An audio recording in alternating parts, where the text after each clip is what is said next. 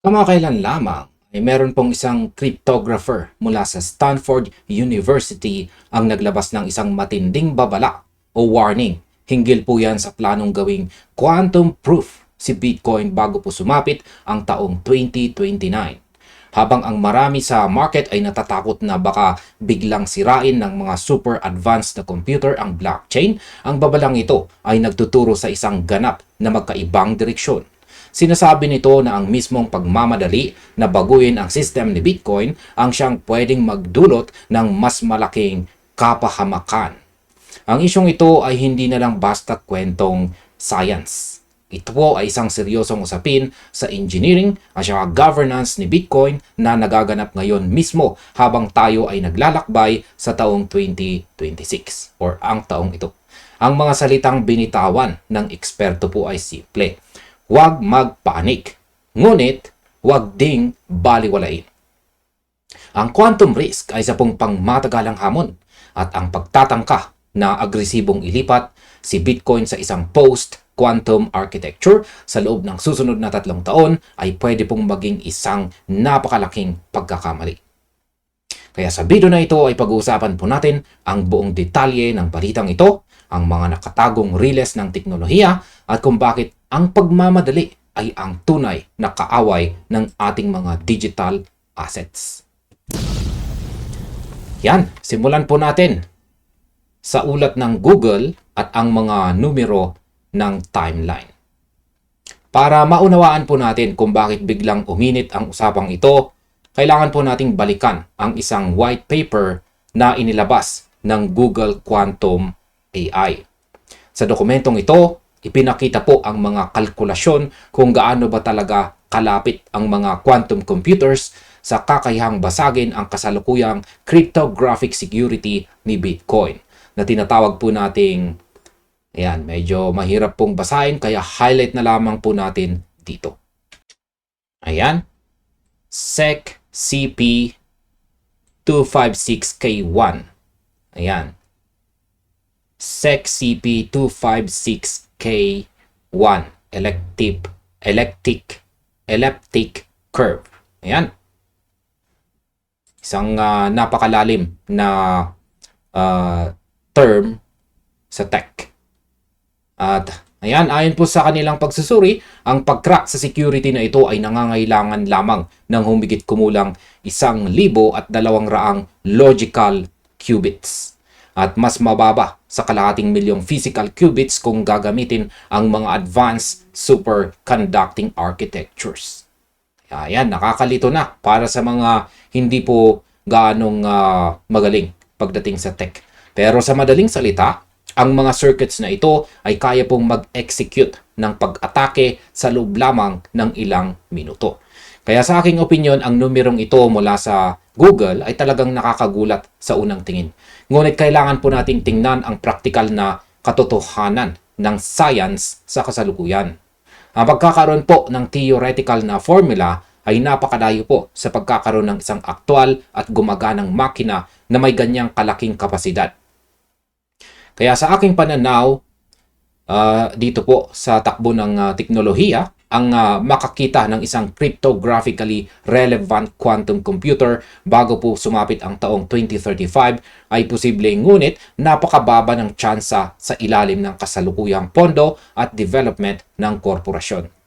Ang target na taong 2029 na itinutulak ng ilang grupo ay masyado pong agresibo at hindi po ito makatotohanan. Parang isang karera ng sasakyan po yan. Hindi dahil may kakayahan ang makina o machine na tumakbo ng napakabilis, ay pilit mo na itong patatakbuhin sa isang bako-bakong daan na hindi pa tapos gawin. Ang panganib po dito ay ang psychology ng takot. Kapag ang mga developers at ang community ay pinilit na gumawa ng solusyon dahil po sa takot sa 2029 na timeline, mawawala ang kalidad ng pagsusuri sa code. Si Bitcoin ay kilala po sa pagiging mabagal, ngunit napakatatag. Ang bawat pagbabago sa network ay dadaan sa masusing pagtest.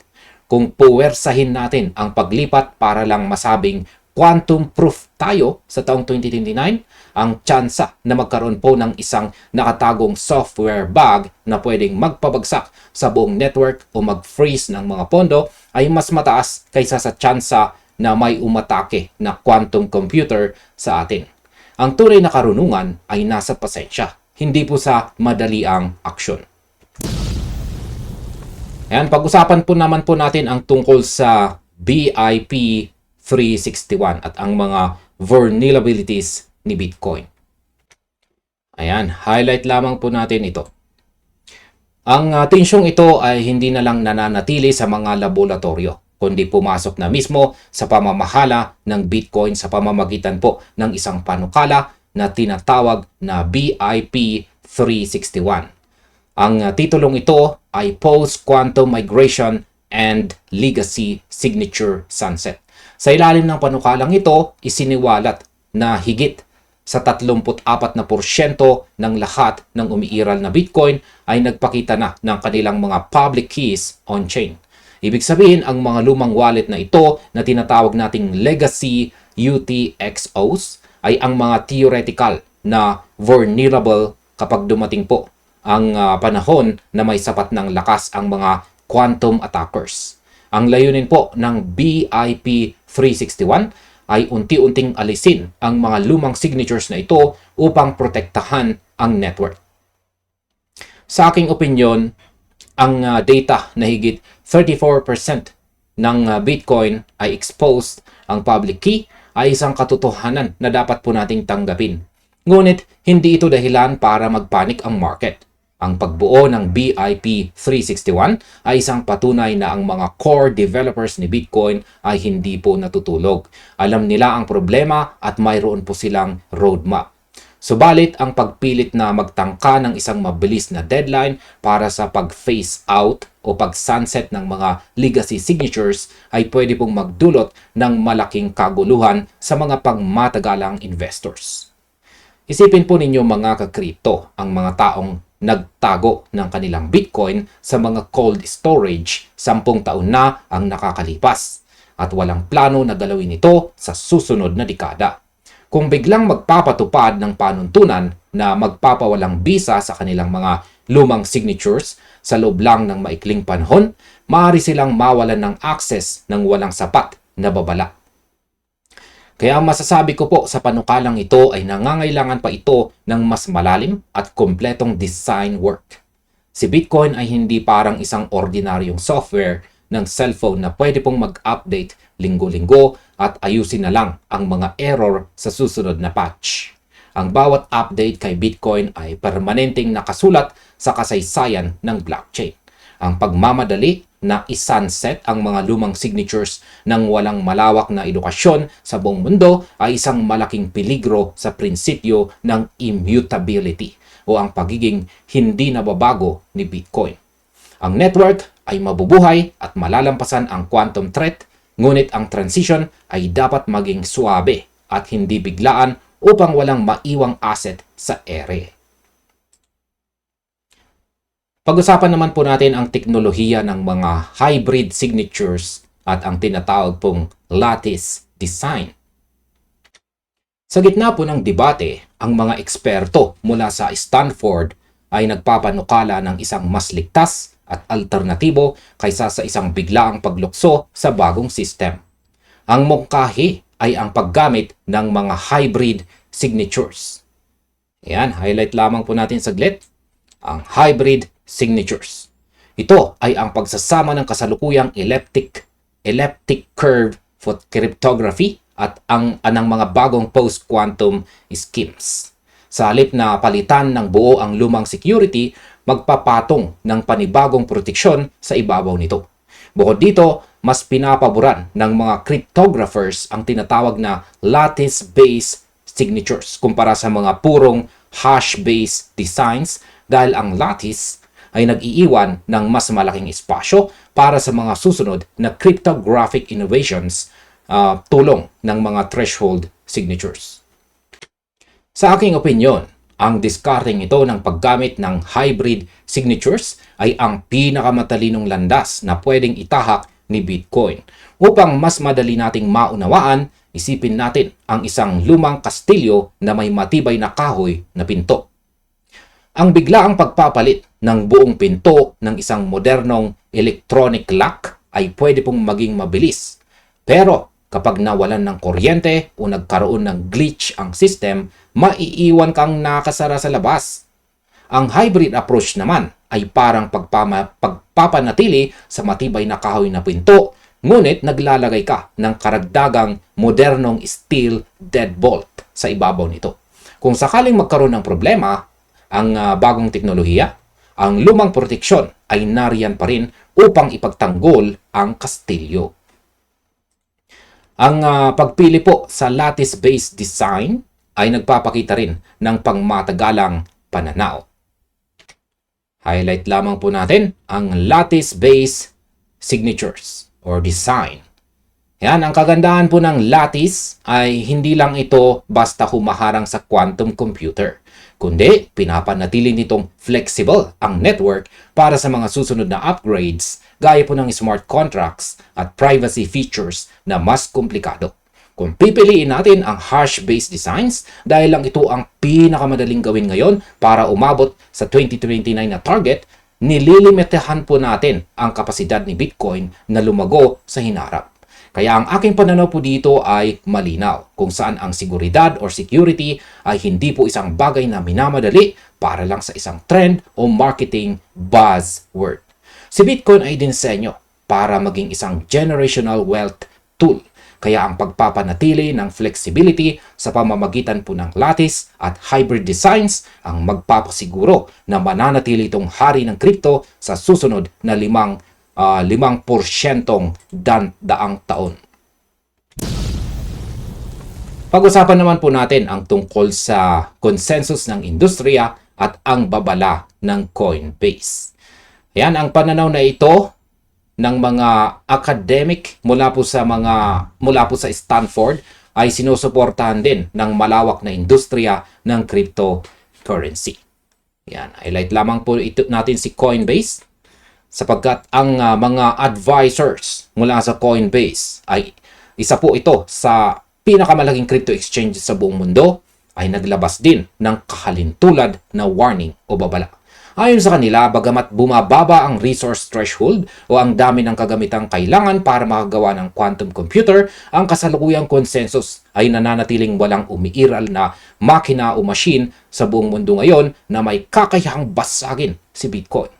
Ang banta ay hindi po agaran, kaya ang oras ay nasa panig pa rin ng mga developers kung gagamitin ito ng wasto.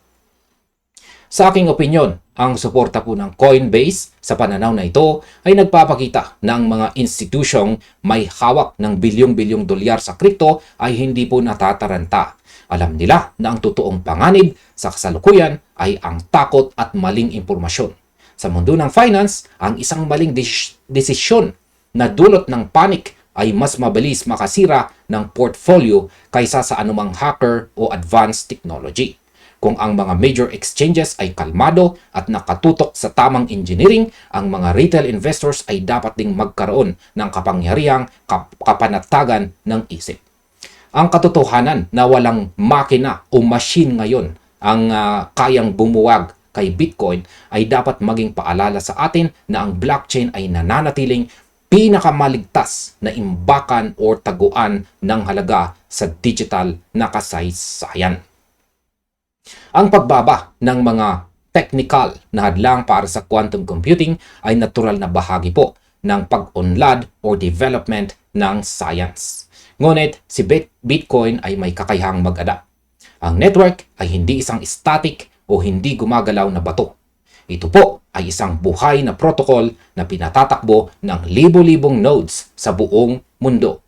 Kapag dumating ang tamang panahon, ang transition ay mangyayari sa pamamagitan ng malawak na konsensus.